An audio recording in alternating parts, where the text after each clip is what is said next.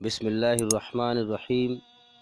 میرے محترم بزرگوں، دوستوں، عزیز ساتھیوں اور میرے دیش واسیوں، السلام علیکم۔ آپ سب پر اللہ کی سلامتی ہو، ایشور کی کرپا ہو۔ آئیے آج ہم بات کریں گے سورگ اور نرک کے بارے میں۔ سورگ اور نرک میں کیسے لوگ جائیں گے، جنت اور دوزخ یعنی سورگ اور نرک میں کیا ہے، اور وہ اللہ تعالیٰ نے ایشور نے کیوں بنائی ہے، اس بارے میں بات کریں گے۔ آپ سے امید ہے کہ آپ دھیان لگا کر سنیں گے، سمجھ کر سنیں گے۔ تو دیکھیے، سب سے پہلے ہم یہ سمجھ لیں کہ اس کائنات کے مالک کا وجود، کہ کچھ نہ تھا اللہ تھا، اب کچھ نہ رہے گا اللہ رہے گا، تو کچھ نہیں تھا اللہ تھا۔ ایک حدیث میں آتا ہے کہ اللہ کا عرش پانی پر تھا، پانی بھی اللہ نے پیدا کیا ہے، اور فرمایا کہ میرے جی میں آئی کہ میں پہچانا جاؤں، تو میں نے دنیا بنائی، کائنات بنائی۔ اب یہ تو ہمیں ماننا پڑے گا، کوئی نہ کوئی تو ایک ہستی ہے جو اس کائنات کو چلا رہی ہے۔ بھائی بغیر بنائے کوئی چیز بن نہیں سکتی، بغیر چلائے چل نہیں سکتی۔ کائنات بڑے حساب سے چل رہی ہے، حساب سے دن کا نکلنا، رات کا ہونا، ہواؤں کا چلنا، بارش کا برسنا، اور جو ہے زمین میں سے کھیتیوں کا ہونا، ہمارے لیے کھانے پینے کے لیے ہر چیز مہیا ہونا۔ صبح کو دن نکلتا ہے تو من کرتا ہے ہمارا کہ اب کچھ اٹھ کے کام کریں، جب شام ہو جاتی ہے تو پھر من کرتا ہے خود ہی کہ اب آرام کریں۔ تو ہماری رچنا کے تحت اور اس کائنات کے تحت پورا میچ ملا دیا۔ سمجھ میں آ رہی ہے بات؟ تو اسی طریقے سے یہ تو عقل کو ماننا پڑے گا کہ ایک ہستی ہے جو کائنات چلا رہی ہے۔ اگر دو ہوتی تو کبھی تو آپس میں جھگڑا ہوتا، دونوں ایک دوسرے کی کرسی پہ بیٹھنے کی کوشش کرتے، ایک دن کو نکالتا دوسرا روک دیتا، ایک ہواؤں کو چلاتا دوسرا روک دیتا، دونوں میں آپس میں بحث ہوتی کہ آج دن نہیں نکلے گا، آج رات ہوگی، تو کائنات چل نہیں پاتی۔ تو اسی بات سے سمجھ میں آتی ہے، عقل بھی اس بات کی گواہی دیتی ہے، اگر انسان غور کرے، دنیا کے نشے سے باہر نکل کر کچھ غور کرے، سوچ و وچار کرے کہ بھئی اس کائنات کا مالک ایک ہے۔ اب دوسری بات یہ ہے، یہ سوچنا پڑے گا کہ یہ کائنات بھی ایک سوچ کے تحت چل رہی ہے۔ سمجھ میں آ رہی ہے بات؟ یہ کائنات کس سوچ اور سمجھ کے ساتھ چل رہی ہے، اس پر غور کرو، اس پر غور کرنے کی ضرورت ہے۔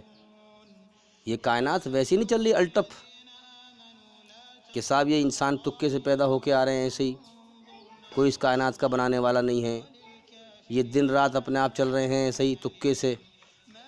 باجے جو لوگ ہیں جو اندھے ہو چکے ہیں، وہ تو کہتے ہیں کہ ایٹومیٹک سسٹم ہے، وہ تو سچائی سے اندھے ہو چکے ہیں۔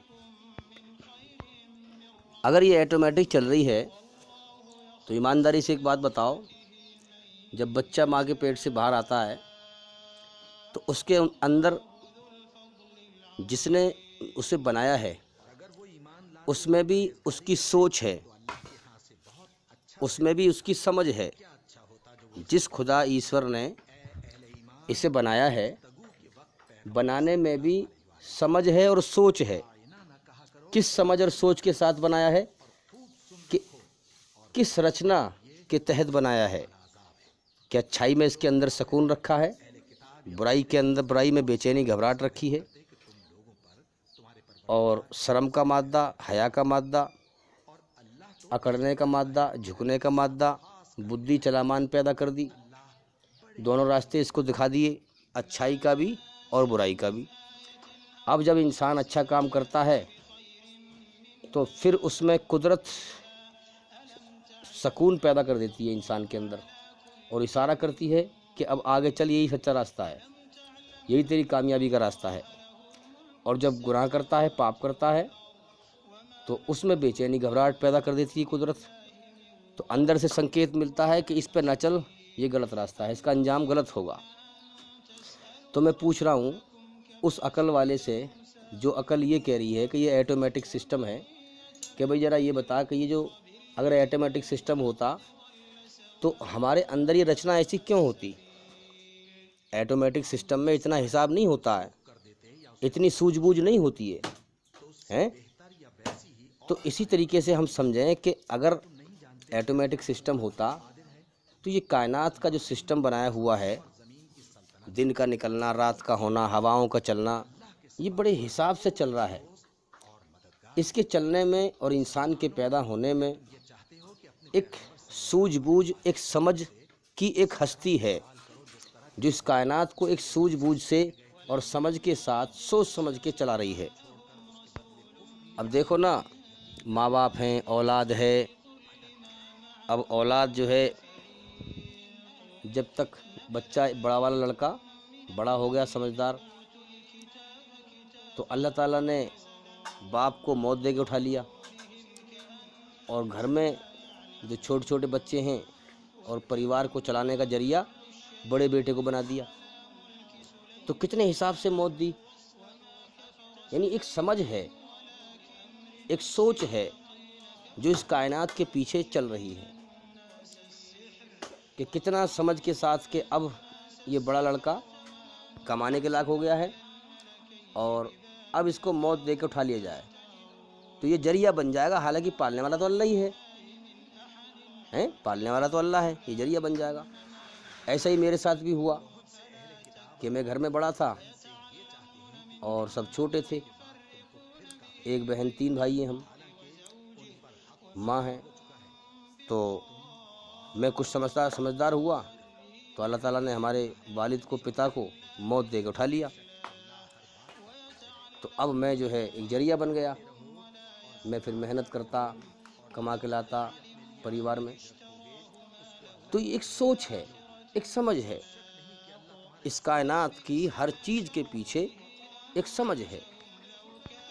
اب ہم قدرت کی سمجھ پر اور سوچ پر غور کریں۔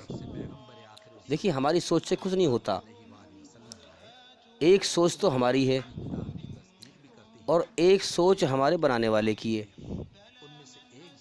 دیکھیے، بغیر سوچ کے تو چل نہیں رہی کائنات، کائنات ایک سوچ سمجھ کے چل رہی ہے۔ قدرت کی سوچ پر غور کرو کہ یہ کائنات اس کی کس سوچ اور کس سمجھ کے ساتھ یہ چل رہی ہے۔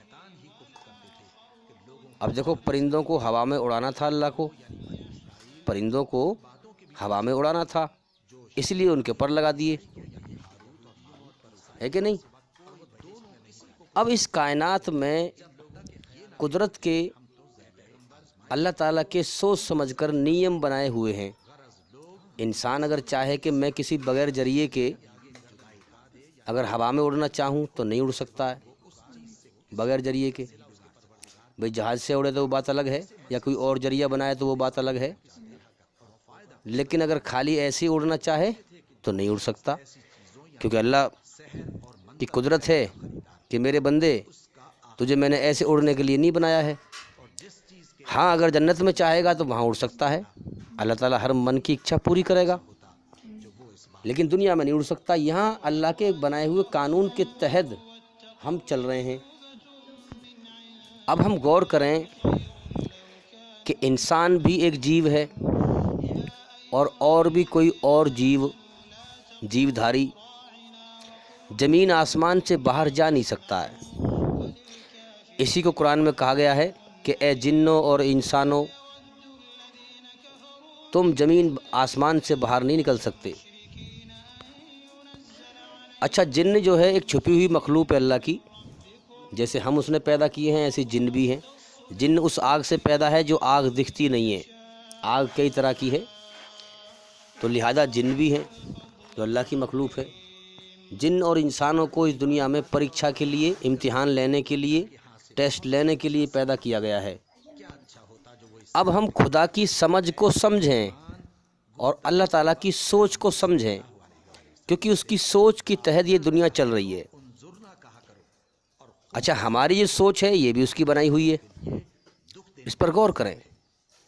اب دیکھا نا، شیر کو صرف ماंس کھلانا تھا تو اسے نوکیلے دانت لگا دیے، اس کے نوکیلے دانت ماंس کو پھاڑنے کے لیے ہوتے ہیں نا، اور جو شیر کا سسٹم ہے پیٹ کا ہضم کرنے کا، وہ ایک الگ طرح کا بنایا کہ صرف ماंس کو ہی پچا سکے۔ سمجھ میں آ رہی ہے بات؟ اور بھینس کو صرف شاکاہاری بنانا تھا گھاس کھانے کے لیے، تو اس کے دانت چپٹے لگا دیے۔ اور جو سسٹم ہے بھینس کا پیٹ کا، وہ صرف گھاس کو ہضم کرنے کے لیے بنا دیا۔ اسی حساب سے انسان کو سبزی بھی اور ماंس بھی دونوں کھلانے تھے، تو اس کے نوکیلے دانت بھی لگا دیے۔ ہماری جو ڈاڑیں ہیں سائڈ کیے، ان میں نوکیلے کیلے ہیں، اور چپٹی ڈاڑیں بھی ہیں اور نوکیلی بھی ہیں، تو دونوں طرح کے دانت لگا دیے۔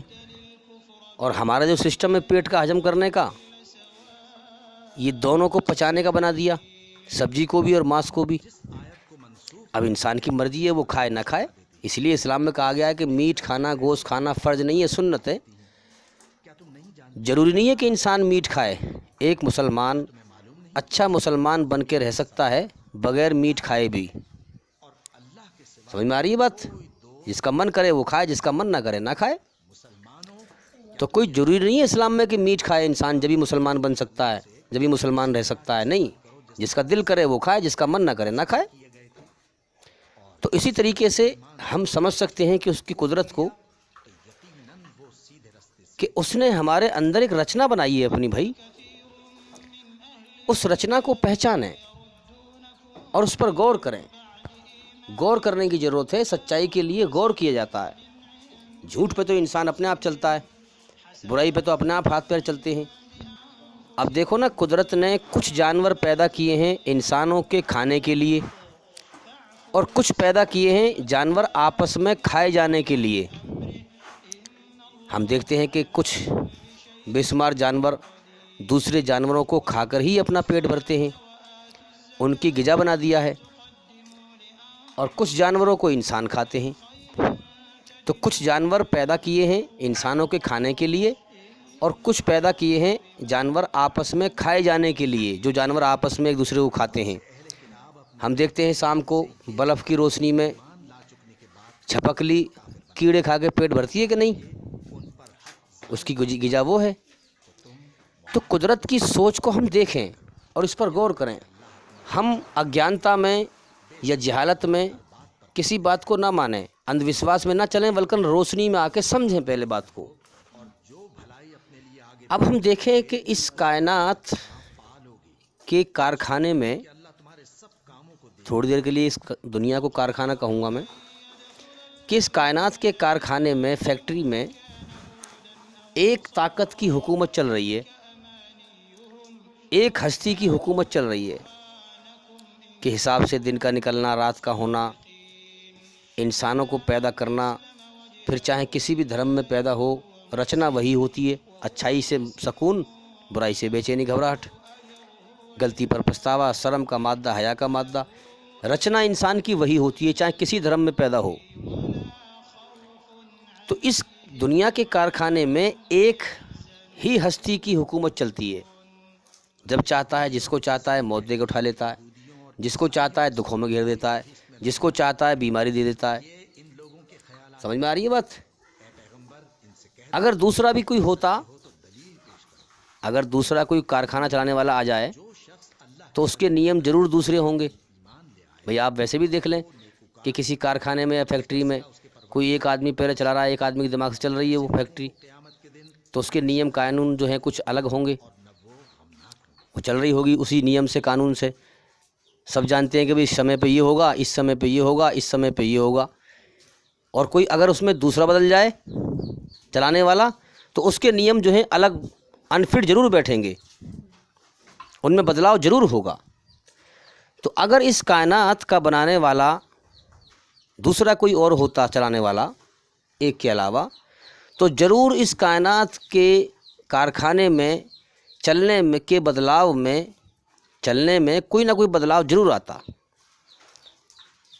بھئی مان لو دن رک جاتا، یا رات اور ٹائم پہ ہوتی، یا آج اس سال میں جو ہے گیہوں نہیں پیدا ہوں گے، کوئی نہ کوئی بدلاؤ تو آتا۔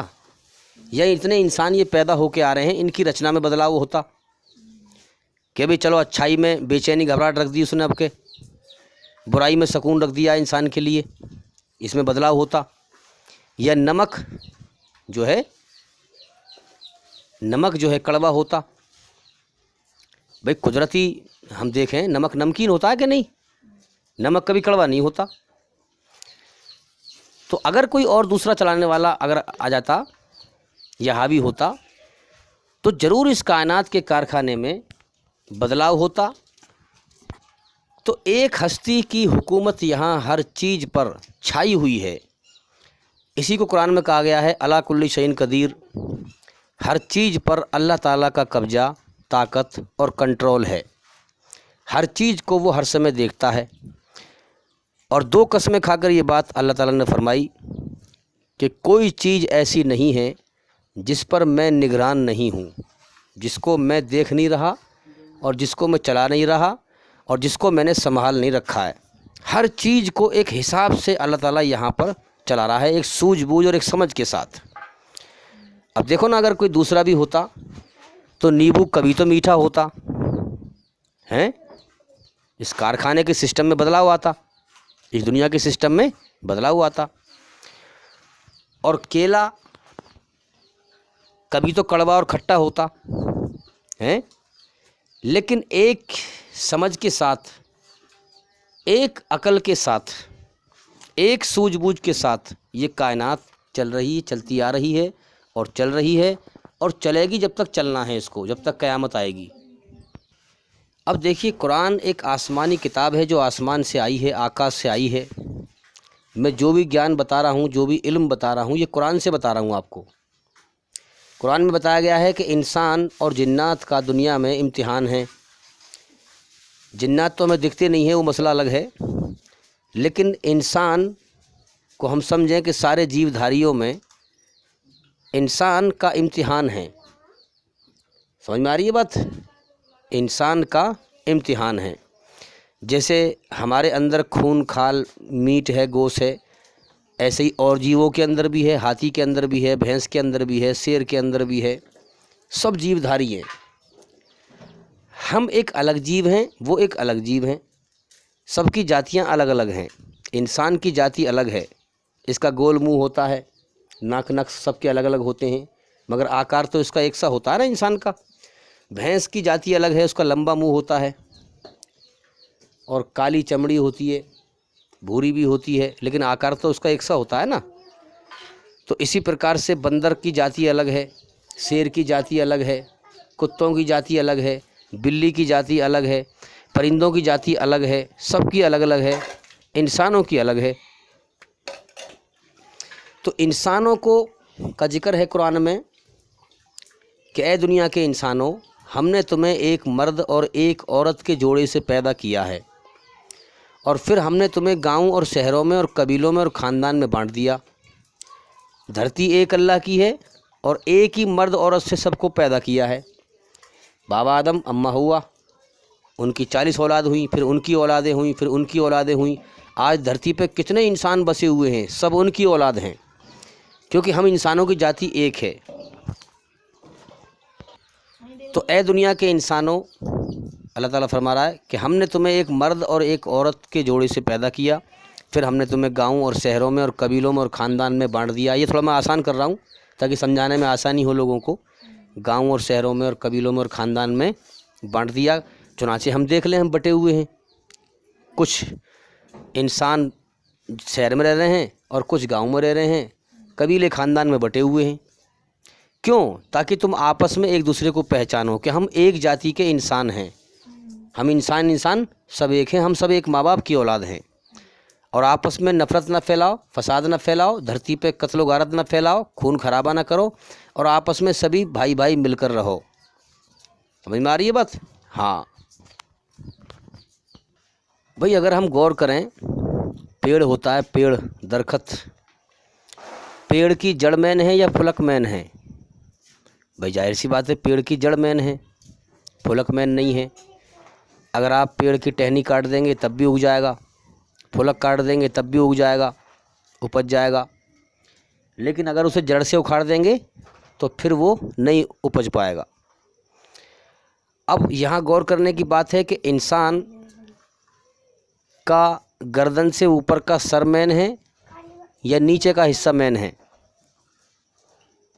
अब यहाँ गौर करने की ज़रूरत है कि इंसान का गर्दन से ऊपर का सर मेन है, क्योंकि मेन कंप्यूटर यही है। सर में ही आंखें लगी हैं, सर में ही जो है कान लगे हुए हैं, आँखों से देखता है, कानों से सुनता है। सर के अंदर ही मुंह है, मुंह से बोलता है। सर के अंदर ही दिमाग है, इससे सोचता है। सर जो है इंसान का मेन कंप्यूटर है, इसी से इसके हाथ पैर चलते हैं। सर से सोचता है तो हाथ पैर चलते हैं। तो अब पेड़ की जड़ मेन है, इंसान का सर मेन है। और अल्लाह ने फरमाया भी है कि ए इंसान, तेरे शरीर के अंगों का सरदार है सर, तेरे शरीर के अंगों का सरदार है सर। इसमें मैंने कीमती दिमाग रखा है, इस सर को मेरे ही आगे झुका। अब जो हस्ती है इस कायनात को चलाने वाली, उसकी पहचान क्या है? वो मूर्ति में नहीं है, वो इंसान के अंदर नहीं है, वो कायनात की किसी चीज़ में नहीं है, बल्कि उसकी भी पहचान दी है आसमानी किताब कुरान मजीद में कि कुल हु अल्लाहु अहद, अल्लाह इस कायनात का मालिक एक है, तन्हा अकेला, कोई उसका पार्टनर नहीं है, कोई उसका साझेदार नहीं है, कोई उसका हिस्सेदार नहीं है इस कायनात को बनाने में और चलाने में या इंसान के पैदा करने में। अल्लाहु समद, सारा जहान उसके सामने बेबस है, मोहताज है, मगर वो किसी के सामने बेबस नहीं है, मोहताज नहीं है। तो बेशक अकल भी इस बात को कहती है कि कायनात का मालिक ऐसा ही होना चाहिए। और हम दुनिया में भी देखते हैं कि इसी आयत के तहत उसकी कुदरत छाई हुई है। जब जिसको चाहता है मौत देकर उठा लेता है, जिसको चाहता है सब उसके सामने बेबस हैं, मोहताज हैं, लाचार हैं।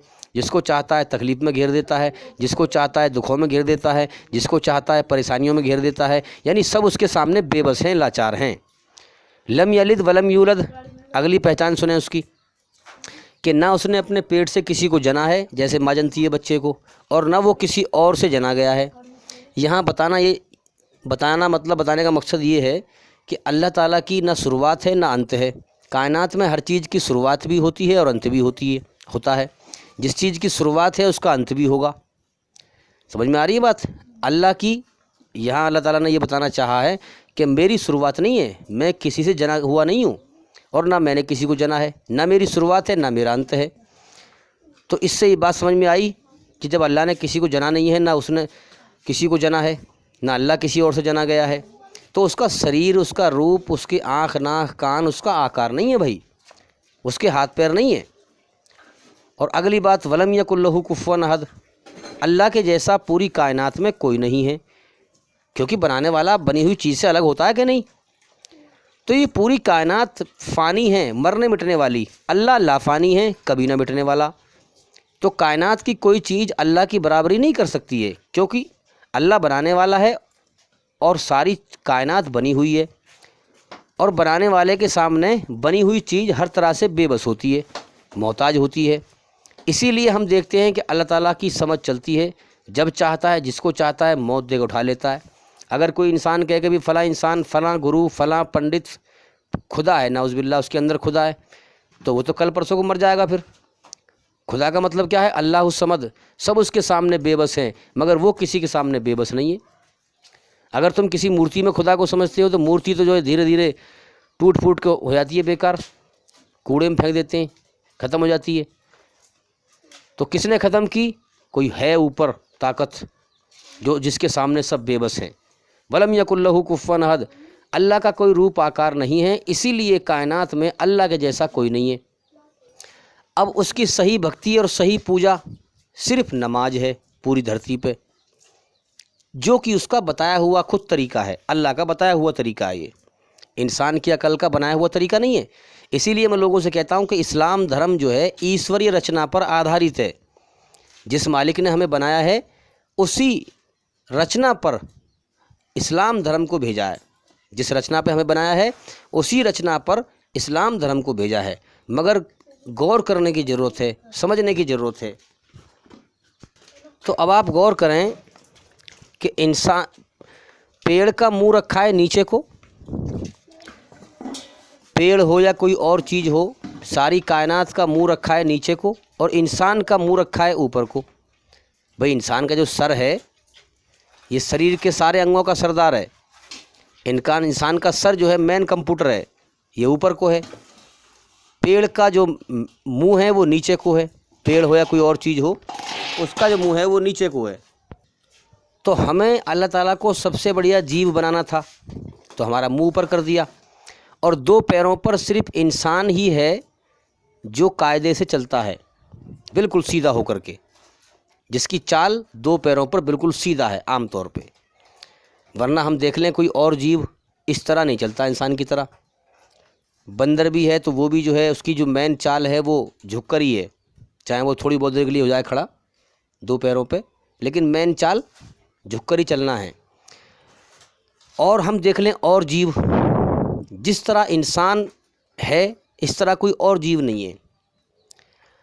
اب ہم دیکھیں کہ انسان کو امتحان کے لیے پیدا کیا ہے، اس کا ٹیسٹ لینے کے لیے اس کے اندر اپنی رچنا بنا دی ہے، اور انسانوں کو دنیا میں بھیجنے کے لیے ذریعہ بنا دیا، ہم بستری کا، سمبھوگ کا ایک خواہش اس کے اندر پیدا کر دی۔ اچھا، مرد عورت کو حسن دیا، خوبصورتی، سمجھ میں آ رہی ہے بات؟ مرد کو مرد بنانا تھا، اچھا عورت کو عورت بنانا تھا، تو اس کے چہرے پر، گالوں پر، ٹھوڑی پہ کوئی بال نہیں، اور اس کو حسن دے دیا، خوبصورتی، سمجھ میں آ رہی ہے بات؟ اچھا، مرد حسن کیوں دے دیا؟ تاکہ مرد لپکے، اور مرد کے جو ہے داڑھی کے بال یہاں اگا دیے نیچے، اوپر گالوں پہ کوئی بال نہیں، ناک پہ کوئی بال نہیں، اور ہاتھ کی جو ہتھیلی ہے یہ جس سے ہم جدھر سے ہم کام کرتے ہیں یہ سخت کھال کر دی تاکہ کرم کرے، اس سے پیچھے کی کھال نرم کر دی، پیروں کی نیچے والی کھال جو ہے ایڑی والی یہ سخت کر دی تاکہ چلے گا، دھرتی پہ کرم کرے گا، یہ سخت کر دی، اوپر کی نرم کر دی۔ جیسے بال سر پہ آ رہے ہیں ایسے بال ناک پہ نہیں آتے، گالوں پہ نہیں آتے۔ کتنے سوچ سمجھ کے، سوجھ بوجھ کے ساتھ انسان کو بنایا گیا ہے، قرآن میں ذکر ہے ہاں۔ اب اسی طرح سے ہم غور کریں پوری کائنات میں، تو اگر ہم اسی طرح سے پوری کائنات میں غور کریں تو اللہ تعالیٰ کی بہترین کاریگری ہمیں دکھائی دیتی ہے، بہترین نمونہ۔ کچھ نہ تھا، اللہ تھا، اللہ نے پھر فرشتے پیدا کیے، کیونکہ اللہ تعالیٰ کسی سامنے بے بس نہیں ہے، کمزور نہیں ہے، تاکہ وہ اس کی پوجا کر سکیں، عبادت کر سکیں۔ جنات پیدا کیے اسی لیے تاکہ وہ اس کی عبادت کر سکیں۔ اچھا، اپنی مخلوق کو اللہ تعالیٰ پیدا کرتا ہے، اور جس پرکار سے پیدا کرتا ہے اس کی ساری چیزیں مہیا بھی کرتا ہے۔ اب جیسے ہمیں پیدا کیا، ہمارا پیٹ لگا دیا، پیٹ میں بھوک لگتی ہے تو کھانے کا بھی انتظام اللہ تعالیٰ کرتا ہے۔ اپنی مخلوق کو پیدا کرتا ہے، اس کی ضرورتیں بناتا ہے، پھر ضرورتوں کو پورا کرنے کا انتظام بھی کرتا ہے۔ عجیب اللہ کی قدرت ہے بھائی۔ تو اسی طرح سے ہم سمجھیں کہ پھر اللہ تعالیٰ نے آدم علیہ السلام کو پیدا کیا، اور پھر ان کی اولاد، ان کے اندر سے جو ہے روحیں نکالی، ساری روحیں پیدا کریں جتنی قیامت تک بھیجنی تھی، سب کا امتحان لینا تھا۔ پھر ان کے اندر اپنی رچنا کا انتظام کیا، اچھائی اللہ کی ہے، اس میں اپنی اچھائی میں سکون رکھا، اور قدرت یہ اشارہ بھی کرتی ہے، جب انسان اچھا کام کرتا ہے تو اس میں قدرت اشارہ کرتی ہے، سکون پیدا کر دیتی ہے اس کے لیے، اور اشارہ ہوتا ہے کہ اس پہ چل، اچھائی پہ۔ اور جب برا کام کرتا ہے انسان تو برائی میں قدرت بے چینی پیدا کر دیتی ہے، اس سے روکتی ہے، اندر سے انسان کے من بے چین ہوتا ہے۔ تو اپنی رچنا بنائی انسان کے اندر دو پرکار سے، اچھائی اور برائی۔ انسان کو دھرتی پہ جب چھوڑا تو دو راستے کر دیے اس کے جیون جینے کے، اچھائی پہ چل یا برائی پہ چل۔ اشارہ کر دیا اچھائی پہ چلنے پر سکون ملے گا، دنیا میں بھی کامیابی اور موت کے بعد بھی کامیابی۔ برائی پہ چلنے میں بے چینی، پریشان ہوگا انسان۔ اگر تو ایشور کی بنائی ہوئی رچنا کا النگھن کرے گا، الٹا چلے گا، تو خود پریشان ہوگا، تو ایشور کا کچھ نہیں بگاڑ سکتا۔ اور یہاں بھی تو برائی کا بدلہ، بے چینی، گھبراہٹ پائے گا، اور موت کے بعد بھی تو تباہ ہو جائے گا۔ تو اسی طریقے سے ہم سمجھیں کہ اس دو پرکار سے رچنا بنا۔ قرآن میں ذکر ہے سورہ دہر میں کہ انسان کچھ نہ تھا، ہم نے اسے گندے پانی کچرے سے انسان بنایا، کوئی تعریف کے لائق نہیں تھا۔ دنیا میں آج تعریف ہو رہی ہے، منتری صاحب، کلکٹر صاحب، فلانے صاحب، تو تعریف اس اللہ کے لیے ہے جس نے گندے پانی کے قطرے سے، ویریے سے انسان کو بنا دیا۔ تعریف انسان کے لیے نہیں ہے، ہماری جان اس کے قبضے میں ہے، جب چاہے گا موت دے گا، اٹھا لے گا۔ تو انسان کو بنانے کے بعد اس کے اندر اپنی رچنا بنائی، دو راستے دیے اس کو زندگی جینے کے، اچھائی پہ چل یا برائی پہ چل۔ پھر دو راستے دینے کے بعد دو انجام بنا کر تیار کر دیے، بات سمجھیں، دو انجام بنا کر تیار کر دیے، اچھائی کا انجام جنت اور برائی کا انجام جہنم۔ یعنی جو میری رچنا کے آدھار پر چل کے آئے گا وہ جنت میں جائے گا، میرا انعام پائے گا، اور جو میری رچنا کا النگھن کر کے آئے گا، جو میرے آدیش کے خلاف چل کے آئے گا، دیکھیے اللہ کے آدیش کیا ہیں، ایشور کے آدیش کیا ہیں، جو ہمارے اندر اس کی رچنا ہے یہی اس کے آدیش ہیں۔ اچھائی میں سکون پیدا کر دیا ہے تو اچھائی پہ چلنے کا آدیش دیا ہے، برائی میں بے چینی گھبراہٹ پیدا کر دی ہے تو برائی پہ نہ چلنے کا آدیش دیا ہے۔ تو جو میری رچنا کا النگھن کر کے آئے گا وہ جہنم کی آگ میں سزا پائے گا۔ تو آج جو یہ لوگ دھرتی پہ فساد پھیلا رہے ہیں ایشوری رچنا کا النگھن کر کے اور دھرم کا نام لیتے ہیں، کیا دن یہ نکال رہے ہیں، کیا رات یہ کر رہے ہیں، کیا ہواؤں کو یہ چلا رہے ہیں؟ یہ اندھے ہو چکے ہیں اپنے اہنکار میں، اپنے گھمنڈ میں۔ اللہ نے تھوڑا سا ان کو اختیار دے دیا ہے تو یہ سوچ رہے ہیں کہ ہم سے بڑا کوئی نہیں ہے، لیکن اللہ سے بڑی کوئی طاقت نہیں ہے جو دن کو نکالتا ہے، جو چھپا ہوا ہے، ہاں، اللہ سے بڑا قابل کوئی نہیں ہے، اللہ سے بڑا طاقتور کوئی نہیں ہے، جو چھپا ہوا ہے، جو دن کو نکالتا ہے۔ اصل قدرت تو اسی کام کر رہی ہے کائنات میں۔ انسان کو کچھ سمے کے لیے چھوٹ دے دی ہے، انسان کی بڑے سے بڑا سرکس ظالم کی جان اللہ کے قبضے میں ہے، جیون کا سمے پورا کرا رہا ہے۔ جب وہ سمے پورا ہو جائے گا تو ایک سیکنڈ بیکار نہیں جائے گا، ایک سانس فالتو لینے کی مہلت نہیں ملے گی، ایک دم دل کی حرکت بند کر دے گا، شریر سے زندگی جینے کی طاقت چھین لے گا۔ تو یہ جو اسلام کے دشمن ہیں یہ ایشور اللہ کی رچنا کے خلاف چلتے ہیں، بجائے اچھائی پہ چلنے کے برائی پہ چلتے ہیں، اور آپس میں بات کرتے ہیں کہ یار संसार के सच्चे मालिक का सच्चा धर्म तो इस्लाम ही है, संसार के सच्चे मालिक का सच्चा धर्म तो इस्लाम ही है, मगर हमारी दुकानें बंद हो जाएंगी अगर ये फैलेगा, क्योंकि अल्लाह ताला संसार का मालिक अपने बंदों के ज़रिए से अपना सच्चा पैगाम फैलवाता है ताकि जिसको उसकी तरफ आना हो वो आ जाए और जिसको अपने घमंड में रहना हो वो रह जाए। लेकिन सबकी जान अल्लाह के कब्ज़े में है, उसने छूट दे रखी है, मौका दे रखा है। तो ये आपस में बात करते हैं कि भाई सच्चा धर्म तो इस्लाम ही है, संसार के सच्चे मालिक का, लेकिन हमारी ये धर्म के नाम पर दुकान कर रखी है, हमने धंधा कर रखा है, धर्म का धंधा, हम लाखों करोड़ों रुपए कमा रहे हैं मूर्तियों के ज़रिए से, ये हमारा बंद हो जाएगा। इसलिए इस्लाम को फैलने से रोको, इसको ख़त्म करो। अगर इंसाफ आ गया सही और सच कायम हो गया तो बुराई मिट जाएगी, चुनाचे हम बुराई पर हैं। शराब पीने वाले, भंग पीने वाले, जुआ खेलने वाले, मूर्ति पूजा करने वाले, ये सब जो है हमारा जो धंधे हैं ना, ये करोड़ों रुपए के, ये सब बंद हो जाएंगे। और एक बात और समझ लें, हम पूरी दुनिया में इतना फ्रॉड, इतना धोखा किसी चीज़ में नहीं है जितना कि धर्म के नाम पर है। तो पता हर इंसान को है कि मैं किस रास्ते पे चल रहा हूँ, क्योंकि ईश्वरीय रचना सबके अंदर है। खूब पता है अच्छाई पे चलने वाले को भी मैं अच्छाई पे चल रहा हूँ और बुराई पे चलने वाले को भी कि मैं बुराई पर चल रहा हूँ। मरने के बाद अच्छाई पर चलने वाले को कामयाबी अंधेरे में नहीं आएगी, उसको भी पता है कि मैं सच्चाई पर चल के जा रहा हूँ, कुदरत मेरे साथ अच्छा बर्ताव करेगी, मैं उसकी रचना पर चल के जा रहा हूँ तो वो मरने के बाद मेरे साथ अच्छा बर्ताव करेगा। और बुराई पर चलने वाले को नाकामी अंधेरे में नहीं आएगी कि साहब अंधेरे में नाकामी आ रही है, उसे नहीं, उसको भी पता है कि मैं दुनिया से ईश्वरी रचना के खिलाफ चल के जा रहा हूँ, बुराई पर चल के जा रहा हूँ, तो कुदरत मेरे साथ भी बुरा बर्तावा करेगी। इसी को जन्नत और जहन्नुम कहा गया है, क्योंकि दुनिया में हम देख रहे हैं कि किसी का भी इंसाफ सही नहीं हो पा रहा है। कुदरत की तरफ से दुनिया इम्तिहान की जगह है, ये फैसले की जगह नहीं है। قدرت نے اس دنیا کو فیصلے کی جگہ نہیں بنایا ہے۔ کتنے ظالم حرام کے مال کما کما کے دنیا میں مزے کر کر کے مر گئے، دنیا میں انہیں سزا نہ ملی ہیں، تو قدرت سزا دے گی مرنے کے بعد، اور موت کے بعد مار کے زندہ کرنا اس کے لیے کوئی مشکل نہیں ہے، بہت آسان کام ہے۔ خدا ہے، وہ مالک ہے، قدرت ہے، جو چاہے وہ کر دے۔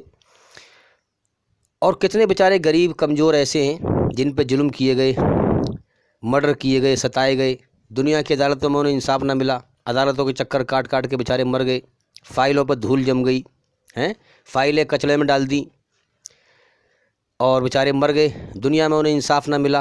اگر موت کے بعد کوئی زندگی نہیں ہے تو پھر تو یہ بیچارے یہاں بھی مارے گئے، وہاں بھی مارے گئے، اس لیے قدرت فیصلہ کرے گی۔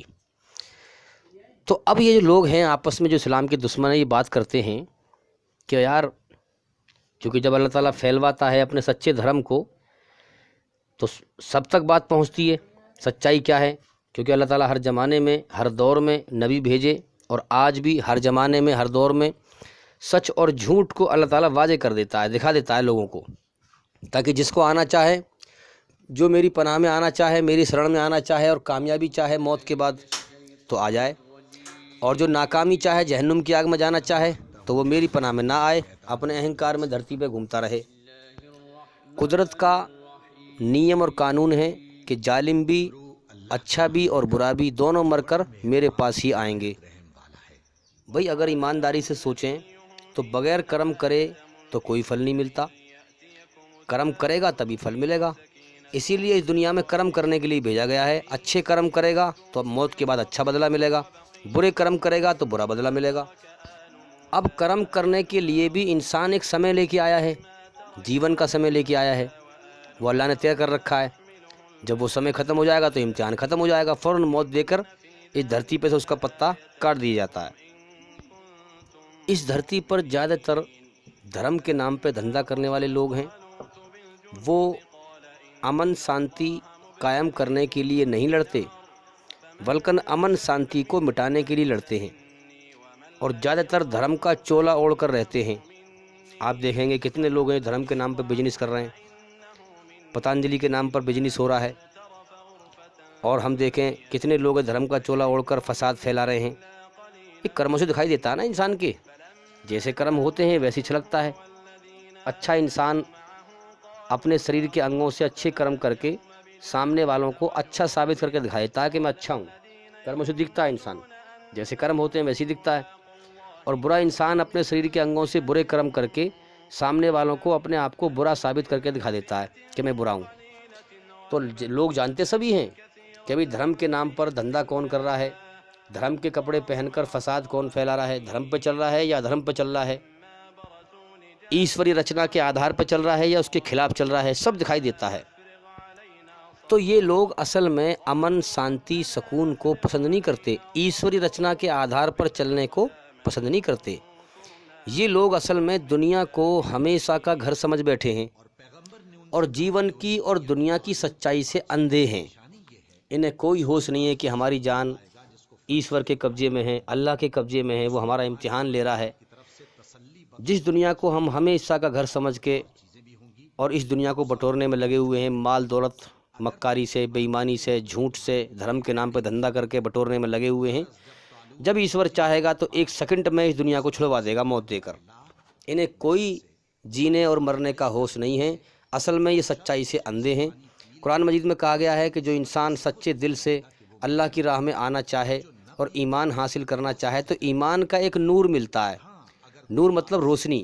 اس دنیا کے اندھکار سے اللہ تعالیٰ اسے نکال لیتا ہے اور اس کی اس دنیا کی حقیقت سچائی اس کو دکھا دیتا ہے، دنیا کا دھوکہ اس کا ہٹا دیتا ہے، اسے روشنی میں لے آتا ہے۔ پھر وہ اس کی نگاہ دنیا کی کوٹھی بلڈنگ بنگلے پر نہیں پڑتی بلکہ اس حقیقت پہ پڑتی ہے کہ یہ زندگی جو ہم جی رہے ہیں یہ کبھی بھی ختم ہو سکتی ہے، اور کتنے لوگ یہاں مر رہے ہیں۔ یہ دنیا مرنے مٹنے کا جہان ہے، خطروں کی جگہ ہے، موت کی جگہ، موت کا گھر ہے، دکھوں کا گھر ہے، بیماریوں کا گھر ہے، پریشانیوں کا گھر ہے، مصیبتوں کا گھر ہے، دھوکے کا گھر ہے۔ تو اس کا دھوکہ جو ہے اللہ تعالیٰ کھول دیتا ہے اور اسے روشنی میں لے آتا ہے، اس کو ایمان کا ایک نور دیتا ہے، لیکن کب؟ جب شرک سے پاک ہو جائے۔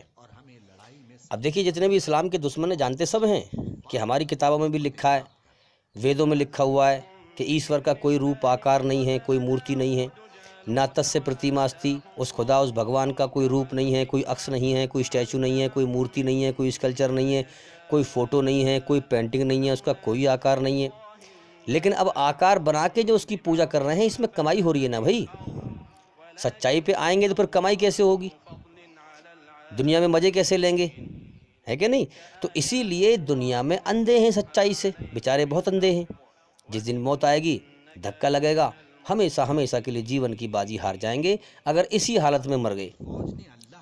ایشور نے جو جنت تیار کر رکھی ہے اس سے ونچت رہ جائیں گے، ہمیشہ کا جیون، کامیابی کا جیون، اللہ کی نعمتیں، اس سے ونچت رہ جائیں گے اور ہمیشہ کے لیے تباہی کا جیون، جہنم کا جیون خرید لیں گے۔ تو یہ اصل میں شیطان ہے جو انسان کے من میں غلط خیال پیدا کرتا ہے، پھر انسان اس کو فالو کرتا ہے۔ اور شیطان کی محنت یہی ہے کہ انسان کو اللہ تعالیٰ سے، اس کے بنانے والے سے اور اس کی سچائی سے بھٹکا کے مار دے اور جہنم کی آگ کا ایندھن بنا دے۔ یہی اس کی محنت ہے، اسی تحت یہ کائنات چل رہی ہے۔ ہم جب دیکھتے ہیں، غور کرتے ہیں، اب جنت اور جہنم، اللہ تعالیٰ نے انسان کو دنیا میں پیدا کیا، اس کے اندر اپنی رچنا کو بنا دیا، اس کو آنکھیں دے دی دیکھنے کے لیے، کان دے دیے سننے کے لیے، دماغ دے دیا سوچنے کے لیے، ہاتھ دے دیا پکڑنے کے لیے، پیر دے دیے چلنے کے لیے، شریر میں طاقت ڈال دی۔ یہ طاقت بھی اللہ کی، ساری طاقتیں اللہ کی۔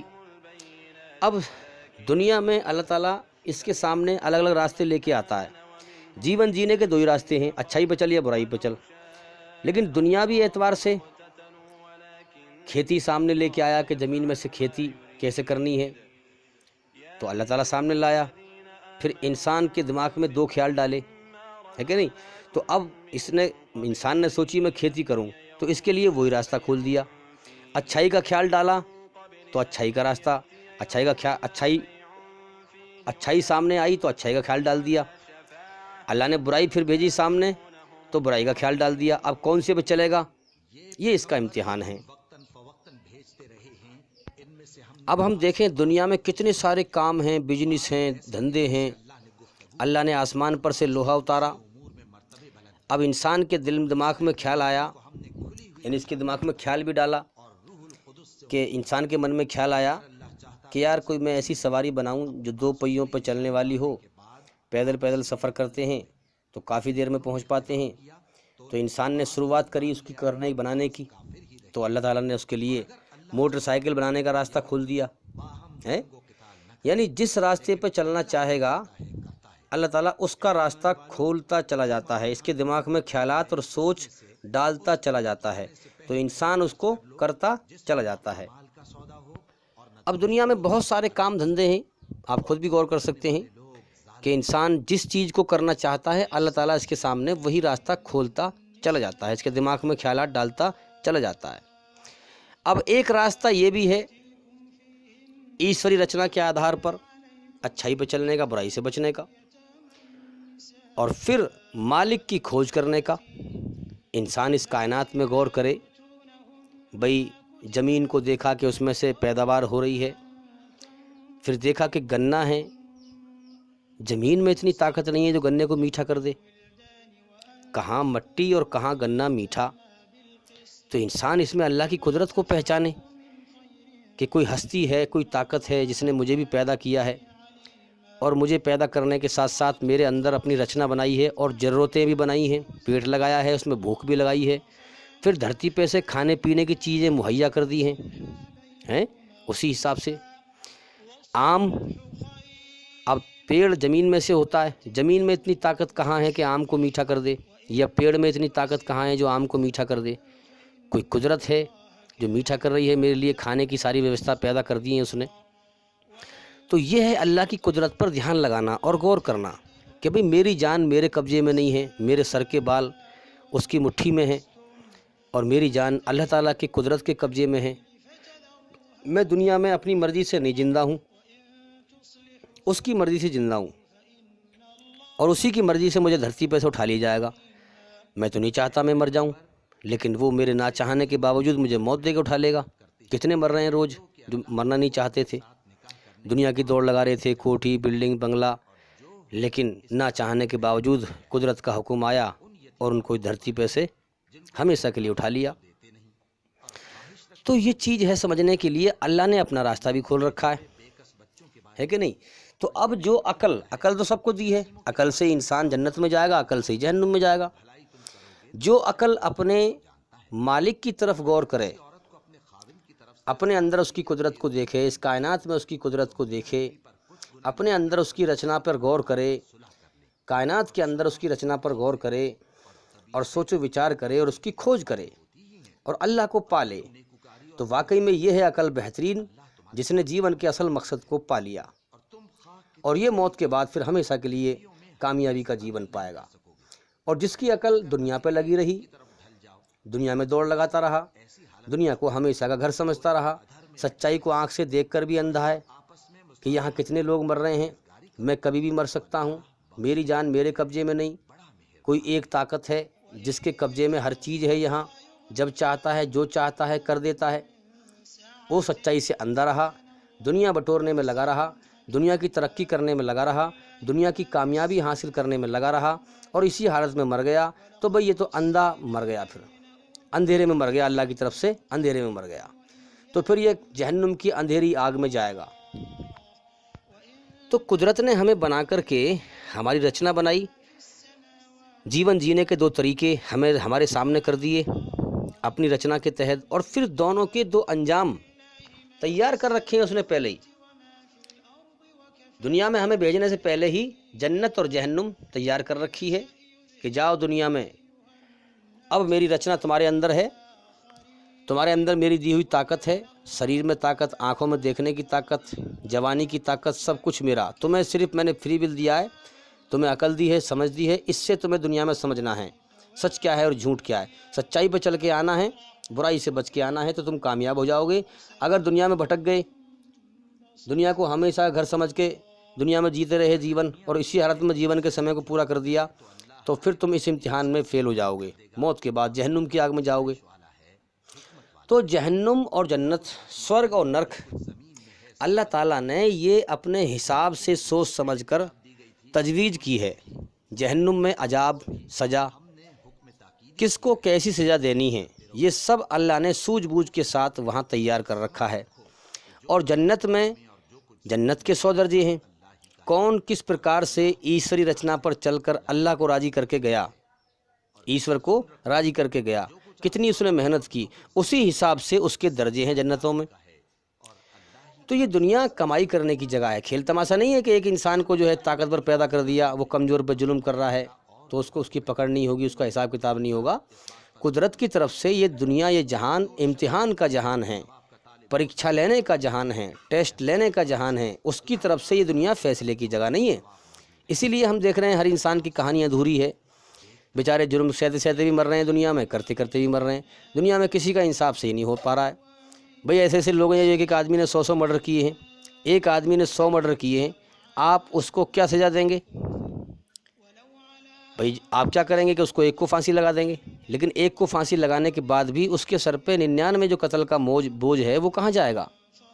دنیا میں تو اس کا انصاف نہیں ہوا، لیکن اللہ تعالیٰ فرماتا ہے کہ ہم جہنم کے اندر اسے نئی کھال دیں گے، پھر جلائیں گے، جتنے بھی اس نے مرڈر کیے ہیں نئی کھال دیں گے، پھر جلائیں گے۔ تو یہ دنیا صحیح فیصلے کی جگہ نہیں ہے، یہاں قدرت نے فیصلہ کرنے کے لیے دنیا نہیں بنائی ہے، صرف پریکچھا لینے کے لیے بنائی ہے، موت کے بعد ہے سارا معاملہ۔ اب دیکھنا یہ ہے کہ کون اللہ کی خاموش قدرت کو پہچان کر اندھکار سے باہر نکلتا ہے اور جاگ جاتا ہے جلدی سے جلدی کہ ہاں موت کے بعد زندگی ہے، موت کے بعد مالک حساب لے گا، اور کون بدبخت دنیا کے اندھیرے میں ڈوبا رہتا ہے جو اپنا گمان یہ رکھتا ہے ارے مرنے کے بعد کچھ نہیں ہے، مٹی مل گیا انسان۔ تو میرے بھائی اصل میں یہ جو میں بول رہا ہوں نا، یہ ہے روح، اور یہی اصل ہے آتما۔ میرے شریر کو آپ بعد میں مٹی ملاؤ گے، اللہ تعالیٰ مجھے میرے شریر سے پہلے نکال لے گا، روح نہیں مرتی انسان کی، اور اللہ تعالیٰ جو چاہے وہ کر دے۔ تو اب سوچنا یہ ہے کہ کون اندھکار سے باہر نکلتا ہے اور کون غور و فکر کرتا ہے اور کون دنیا کے دھوکے میں ہی جیون کے سمے کو برباد کرتا رہتا ہے۔ تو بھائی انسان کو دنیا میں اللہ تعالیٰ نے امتحان لینے کے لیے پیدا کیا ہے، اس کی پریکچھا چل رہی ہے، اللہ تعالیٰ نے اپنی رچنا بنا دی ہے انسان کے اندر، اور انسان سب سے بہترین جیو ہے، اس کی نشانیاں ہیں کہ انسان ہی کپڑے پہنتا ہے، کوئی اور جیو کپڑے نہیں پہنتے۔ بے شمار نشانیاں ہیں بڑھیا جیو ہونے کی۔ اشرف المخلوقات ہے انسان، سب سے بڑھیا مخلوق ہے، پیدا کیا ہوا انسان ہے اللہ تعالیٰ کا۔ تو اب اللہ تعالیٰ نے انسان کے اندر اپنی رچنا کو بنایا ہے۔ اب جو ایشور کا آدیش کیا ہے؟ اس کی رچنا۔ جو جتنا اس رچنا کے آدھار پر اچھائی پر چل کر اللہ کو راضی کر کے جائے گا، وہ جنت میں اتنا ہی بہترین اللہ کا انعام پائے گا۔ اب دیکھیے، جہنم میں سب سے زیادہ انسان کو دھکیلنے والی اس کی زبان ہوگی۔ تو جو جتنا دھرتی پر انسانی روپ اپنائے گا، ایشوری رچنا کے آدھار پر، لوگوں کا برا نہیں چاہے گا، بھلا چاہے گا، اچھے سنسکار بنائے گا، اچھے اخلاق بنائے گا، وہ اتنا ہی سب سے اونچی جنت میں، جنت الفردوس میں جائے گا، جو سب سے اونچی جنت ہے، سورگ ہے۔ تو جو جتنا ایشوری رچنا پر یہاں چلنے کی محنت کرے گا، وہ ویسے ہی درجے جنت میں پائے گا، اور جو جتنا ایشوری رچنا کا النگھن کرے گا، وہ جہنم میں ویسی ہی سزا پائے گا۔ یاد رکھیں۔